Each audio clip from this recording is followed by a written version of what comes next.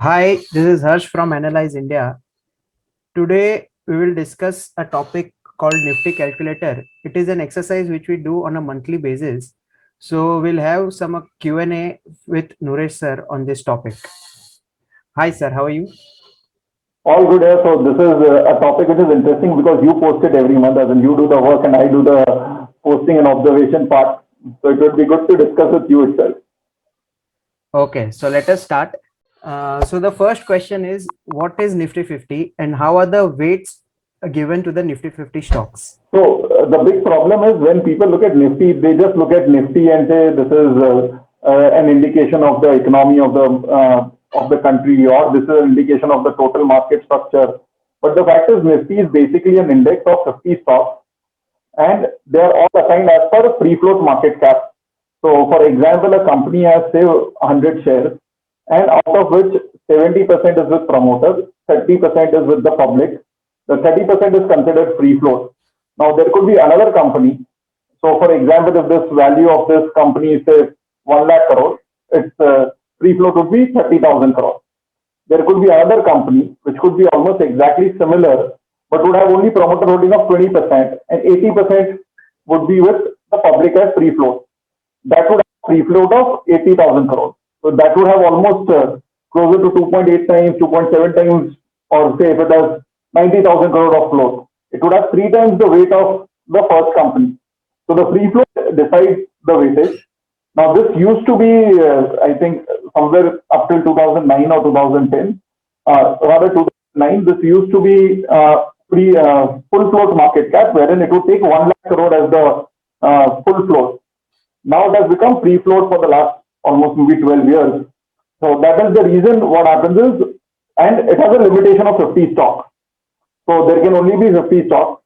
Also, what will happen is, because of the free float criteria, there is a larger weightage to banks, because banks in India, as per the RBI norms, they cannot hold 70% of the shareholding. They're over a period of 15 years are supposed to go to 15%. That is what we are seeing in announcement. Kotak Mahindra Bank, the promoter, is supposed to decrease stake, etc. So essentially, all banking and going forward insurance will also, which will keep on seeing more float being coming into the market. So that is what will have the largest weight. So that is the structure of the market. So, and there is a limitation also to the number of companies which can be changed in a year. So when something goes out of the list in terms of something else is bigger than the bottom five, so there can only be five changes in a year, once in 6 months. So it does not change Correct. also as often. But it is free float market cap which changes on a daily basis, or on a say every per second basis as per the price.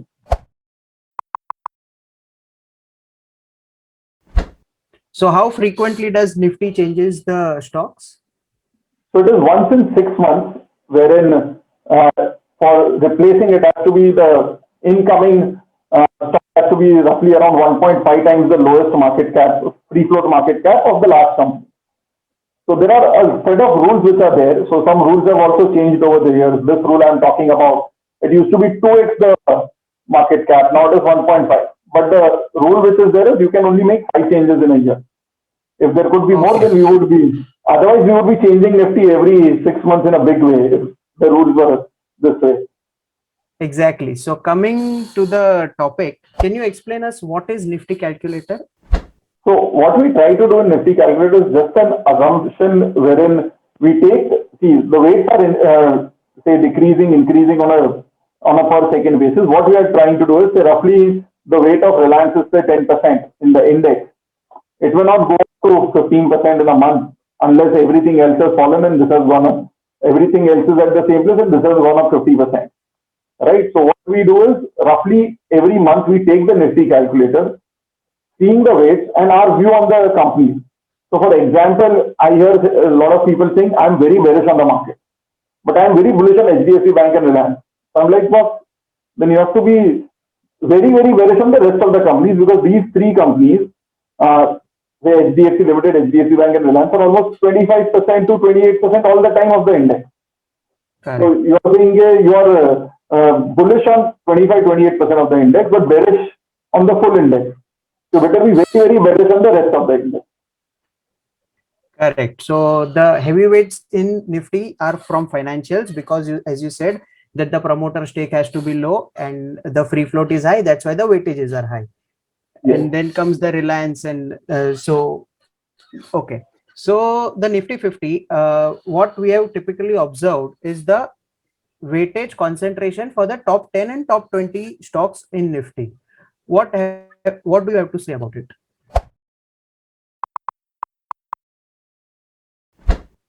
So see, what we keep on seeing is that what has happened over the years is the top 20 weights are almost 75 to 80% of the Nifty.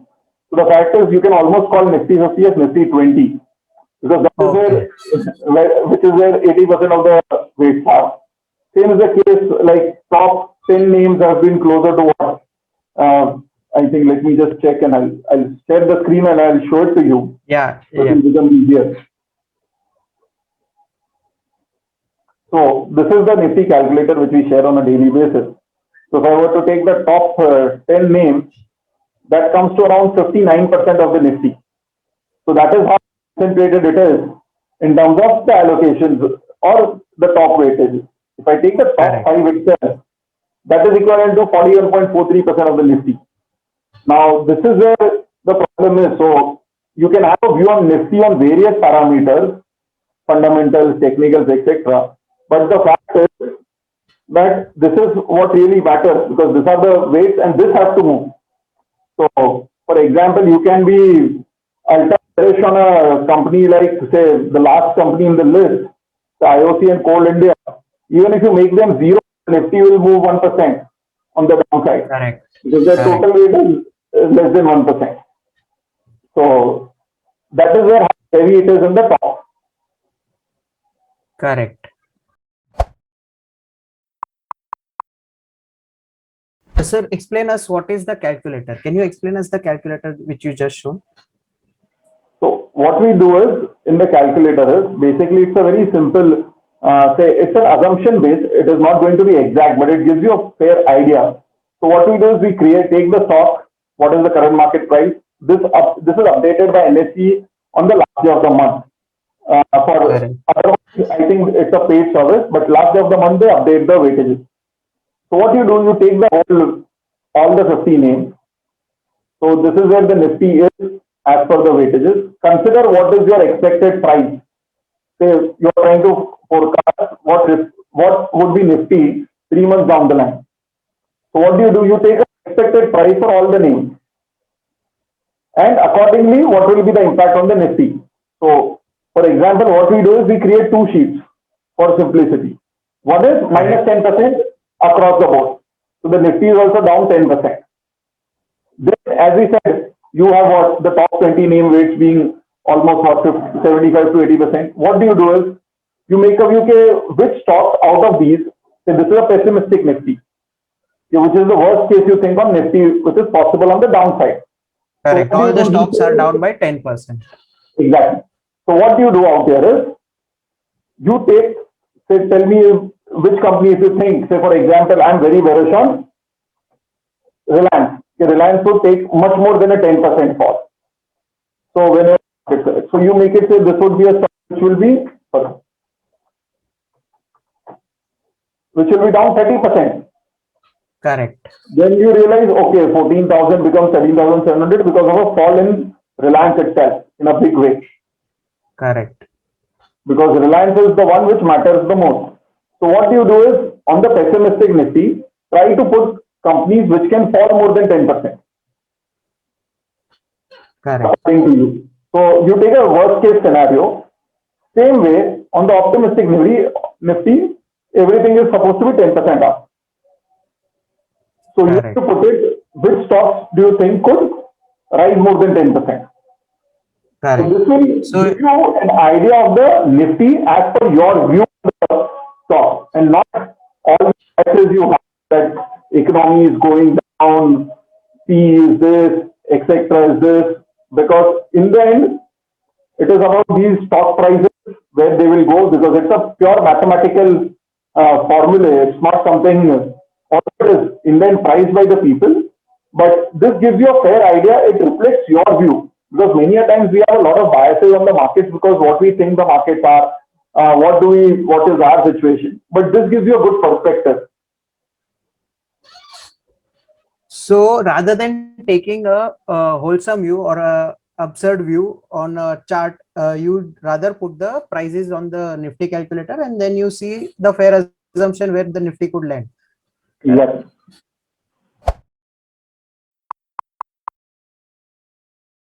Okay. So what have been your findings doing this exercise over the years? So I actually started doing this maybe almost what, so 10, 12 years back. So this is after the big financial crisis in 2008 when the market had started turning around. And that was the time I also got into sell side in around 2011 where I was looking at the markets to bottom out. But this is between 2010 to 11, end of 2011 where we were bottoming out on the Nifty. So most discussions would flow around with fund managers that US is in a terrible situation, etc. But the fact was, by end of the financial crisis, the weightages of banks and financials had become really low in the indices in US, right? So that was a big shift. So even though the economy, you could keep looking at Citibank is not going up in prices, but the Dow would go up. So I used to actually look at those weightages and ask the question, okay, you are very bearish on, say, home builders in US. What do you think is the weight in the Dow Jones? Right? Correct. And also Correct. around the same time in 2009, so I roughly started tracking this in 2009 onwards a lot more closely, is that is when it became free flow, and that is where the structure, the calculation of the Nifty changed in a big way. And over the years, so there are two main times when I try to actually use it a lot more is when the markets have corrected a lot or markets have rallied a lot. So that was the time so in 2011 bottom, so in the team there were a lot of people who were on the dealing terminal. There were some analysts in the whole this and lot of friends. So what I did is, okay, get me a number of, you are at 4,500, 4,800 Nifty back then. I said, justify me a number of 3,000, 3,600, right? Or Correct. Correct. yeah, में डाल के दिखा. Hmm. You can say Nifty can fall 20%, but HDFC Bank cannot fall 20%. ऐसा तो नहीं होगा ना. मतलब, or something else has to fall more than 20%. Correct. So at those times, so even the most bearish of the person could not actually get a number of 3,600 or 4,000 on the Nifty. So because we have our biases, we are scared of the markets or we are very happy about the markets or about the economy, etc. But even the worst, say, expected number, so the most bearish guy finally said, "Boss, मेरे से भी नहीं हो रहा है यार, मतलब ये number नहीं आया." And we actually bottomed out that time around 4,500 Nifty. And since then, I've been using it over the years to get a fair estimate. Okay, what is the worst expected or the best expected? So that's why if you see my daily every month post, 16,500 लगता है या 13,500 लगता है. So what, or 14,500. All you have to do is try to justify those numbers, and then you realize कि ये हो सकता है या नहीं हो सकता. Correct. So Correct. that's been the tracking for the last 10, 12 years on it. Okay. So next, let us see how the sectoral changes have happened in the Nifty 50. Can you share your screen and just explain us that? Oh, so that is very interesting. Over the years, what has happened. So, for example, we'll try to look at what has happened very recently. Correct. So, for example, in July 2019, you're at 40% of the markets being banks and financials, right? So that is something like saying 40% of Nifty being financials and banks. Now, so if you tell me that, okay, Nifty is a reflector of the GDP of India, does GDP of India have 40% into banks? It does not. No. Right? Does HDFC have 70% or do they reflect 17% of GDP of India? They don't. Right? No. So what I tried to do is I also so NSE also came out with a white paper around that same time saying that even if I think there was some RBI data in it which said if we take all the listed banks, all banks, not just the listed ones, etc., the whole GDP contribution is not more than 20%. Okay. Oh, And here, major part of the system is the private banking space. So this is correct. the structure. And when we got hit in the COVID crisis, and the worst affected, say, sector was banks. So by May, July, they were down to 33%. Wow.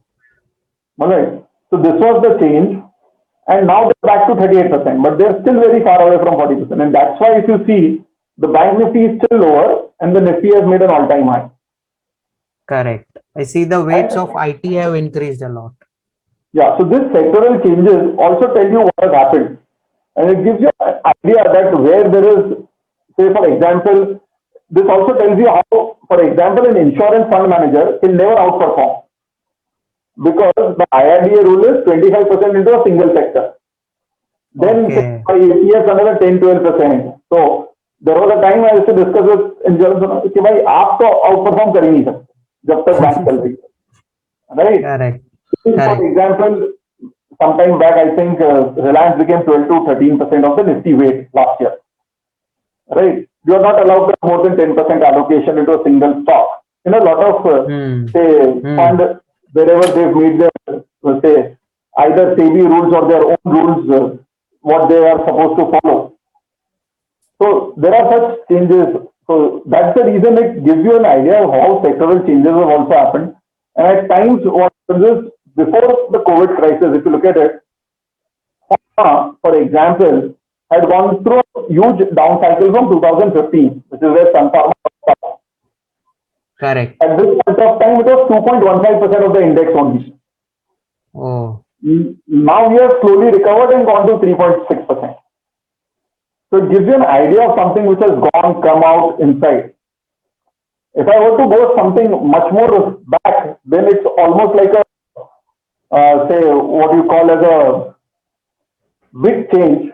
So if you were to look at it, I'll just take one of the slides to tell you, just compare 2008 by 2018, right?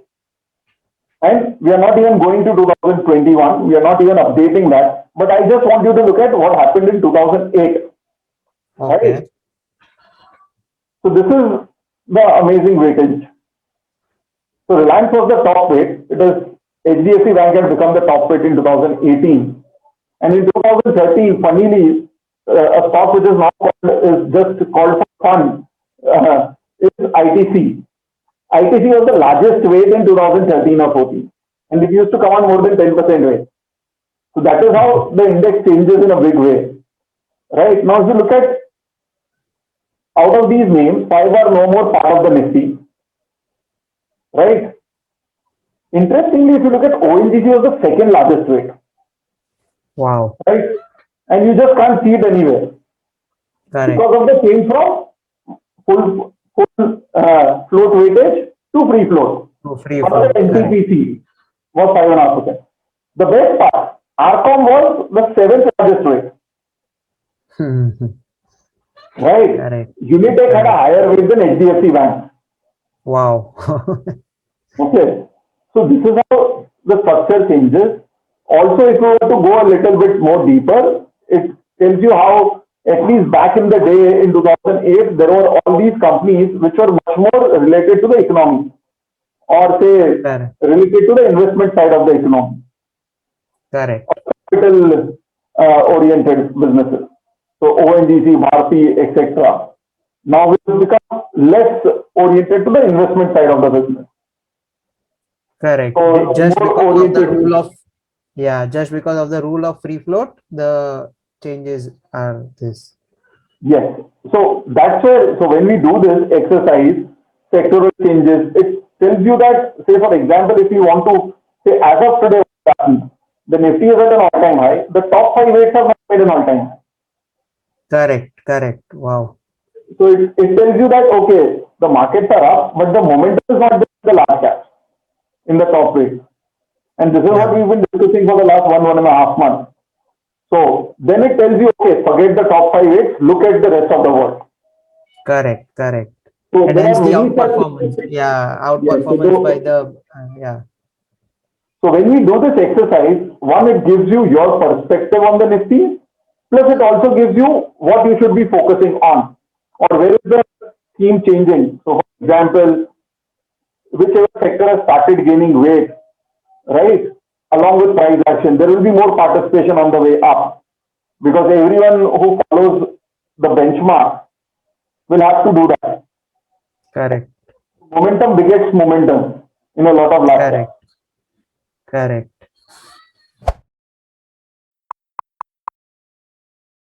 Okay, so next, any other observation have you made in the recent calculator that you have made for May 2021? Okay, so I'll just share the screen and I'll show you the observations. So what is interesting is top five stocks of the Nifty are Reliance, HDFC Bank, Infosys, HDFC, ICICI Bank. They are 41% of the Nifty. Nifty is at an all-time high, but none of the top five stocks have made an all-time high. Correct. This is what happens because there is always, this is what you call sectoral rotation, stock rotation. Because something would have, say, Reliance was the largest mover back in up till July 2020. Now it has been lagging behind. Even though it is up 10% recently, it is nowhere close to the previous all-time high. And also it tells you that something is shifting. So for the last few months, we've been seeing there is a shift in the structure of the market. When I say structure of the market is between 2018 to 2020, Nifty made new highs. So it went from 10,000-11,000 to 12,400. But in that period, up till the start of 2020, the Nifty 500, the Nifty 200, the Nifty 100, the Nifty Next 50, the mid cap index, the small cap index had all made lower highs. Rather, the small cap index was down maybe 40-50% at the lowest point of it. The mid cap index was down 30% because only a few heavyweights were doing really well. Now, what is happening for the last couple of months is the heavyweights are taking a back seat and everything else is doing better. So it is basically, this is not the divergence which is scary. The divergence which is scary is the large caps are doing bad and most of the large caps are doing bad and the micro caps, small caps are going down. Now what has happened? The top five names have stopped and the rest of the market is going well. So the scary part, like we've seen in our small cap divergences, is when Katra is doing really well, but the large cap and the say Nifty 50, Nifty 500 is down. Then top 10 constituents have started taking a drift lower.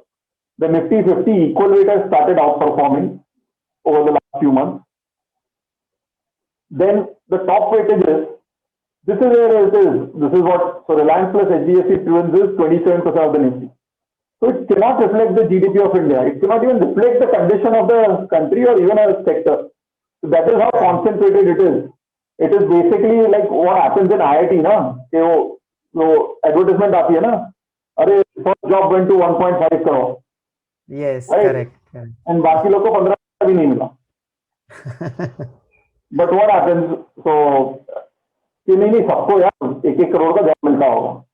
Right? Correct. So that is how it is.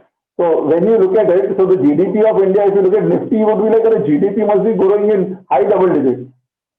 But the reality could be very different. So it's the same way there. So same way HDFC Twins are 16.5% of the Nifty. So you just cannot rely on that to give you. So do not let your view of the economy decide where the Nifty should be. Because this is where most mistakes have happened. Right? So banks and financials have steadied down. So power is at just 1.64%. Media is out of the picture.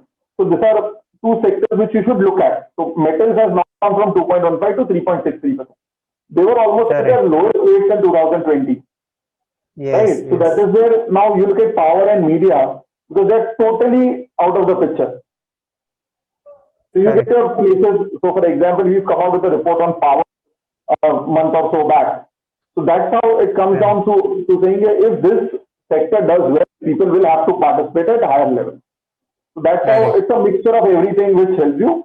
So as of now, this observations and this we do it every month, and I think it is done by Harsh only. The whole Excel sheet, so everything is done by him on a monthly basis. And I just make the observations, and same observations even you would be making it. So Just a disclosure, most of the work is done by him and he's asking me the question. No. It's not that. It's just that doing Excel work and getting data out of it are two different things. You get the best data out of what I do. Great. So that's how we make a good team. Correct. Okay, sir. Thank you for your So we'll again keep doing this explanation of charcha. calculate. Correct. We'll keep doing Yes. this topic-wise discussion all the time. Okay. Thank you.